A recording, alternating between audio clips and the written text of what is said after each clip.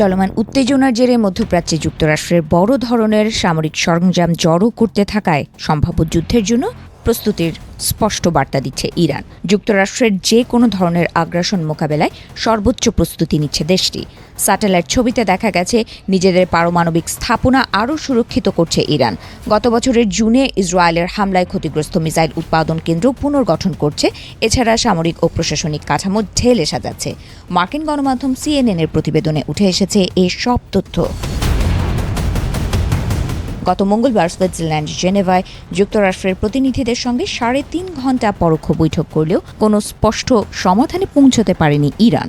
ফলে যে কোনো সময় ইরানের ওপর যুক্তরাষ্ট্রের হামলার আশঙ্কা করা হচ্ছে। মার্কিন সংবাদ মাধ্যম CNN-কে সংশ্লিষ্টরা জানায় এ সপ্তাহের মধ্যেই যুক্তরাষ্ট্রের সামরিক বাহিনী ইরানে হামলার জন্য প্রস্তুত রয়েছে বলে হোয়াইট হাউসকে জানানো হয়েছে। এদিকে যুক্তরাষ্ট্রের সঙ্গে যুদ্ধ শুরুর আশঙ্কায় ইরান গুরুত্বপূর্ণ মিসাইল স্থাপনা ও গুরুতরভাবে ক্ষতিগ্রস্ত বিমান ঘাঁটিগুলো মেরামতের ব্যাপকভাবে কাজ করছে। পাশাপাশি পারমাণবিক কর্মসূচিকে করা হচ্ছে আরও গোপন ও সুরক্ষিত।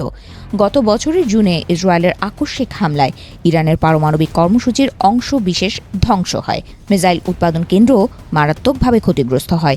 গত 5 জানুয়ারি খুররামাবাদের ইমাম আলী মিসাইল ঘাঁটির ছবিতে দেখা যায় ইরানি হামলায় ধ্বংস হওয়া 1 ডজন স্থাপনার মধ্যে 3টি পুনর্নির্মাণ করা হয়েছে, বাকি একটির মেরামত হয়েছে। আরও 3টি নির্মাণাধীন। এই স্থাপনায় ব্যালিস্টিক মিসাইল নিক্ষেপের জন্য গুরুত্বপূর্ণ সাইলো উৎক্ষেপণ স্থান রয়েছে, যার চারপাশে নির্মাণ কাজের দৃশ্য দেখা গেছে। আরও 2টি সামরিক ঘাঁটির ব্যাপক মেরামত করেছে ইরান।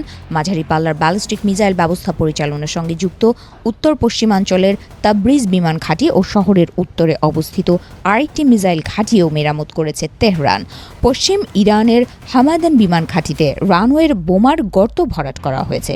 সংস্কার করা হয়েছে বিমান রাখার জায়গাগুলো, খুলে দেওয়া হয়েছে টানেল। এছাড়া দ্রুত পুনর্গঠন করা হয়েছে শাহরুদে অবস্থিত সবচেয়ে বড় ও আধুনিক কঠিন জ্বালানি ভিত্তিক মিসাইল উৎপাদন কেন্দ্র। এদিকে পারমাণবিক কর্মসূচি সীমিত করার বিষয়ে নমনীয়তার কথা বললেও ইরান বাস্তবে একাধিক পারমাণবিক স্থাপনা আরও শক্তিশালীভাবে সুরক্ষিত করছে। স্যাটেলাইট বিশ্লেষণে দেখা যায় নাতানজের কাছে পিকঅ্যাক্স পর্বতের নিচে অবস্থিত ভূগর্ভস্থ কমপ্লেক্সের টানেল প্রবেশপথগুলো কনক্রিট ও প্রচুর পরিমাণে মাটি দিয়ে শক্ত করা হচ্ছে, যাতে সম্ভাব্য বিমান হামলা প্রতিহত করা যায়। গত 10 ফেব্রুয়ারি উচ্চ রেজোলিউশন স্যাটেলাইট চিত্রে এসব বিষয়গুলো উঠে আসে।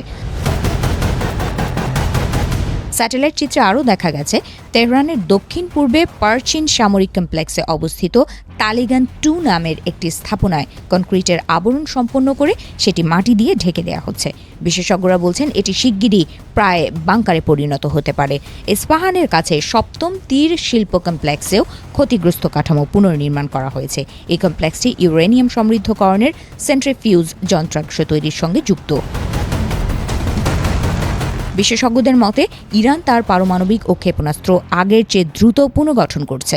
বিশেষজ্ঞরা বলছেন এই সব প্রস্তুতির মাধ্যমে যুক্তরাষ্ট্রকে একটি স্পষ্ট বার্তা দিতে চায় ইরান, আর সেটি হলো যুদ্ধ শুরু হলে তার চড়া মূল্য দিতে হবে মার্কিন বাহিনীকে।